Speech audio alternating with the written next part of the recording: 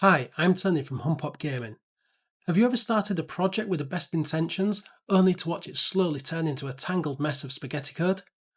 You clean it up, you reorganise it, and promise yourself it'll be different this time. But somehow, it all falls apart again. Sound familiar? You're not alone. In this series, I'll show you how design patterns can rescue your code from chaos and help you build clean, maintainable projects from the start. So, what are design patterns? Well, they're a proven solution to common software design problems. They provide a shared language that helps developers communicate, and they can be reused across different projects. Rather than reinventing the wheel every time you face a challenge, you can use a design pattern that's already been tested and refined by other developers. They are to coding what blueprints are to architects. They're essentially a recipe that solves a high level problem, leaving you to implement the detail.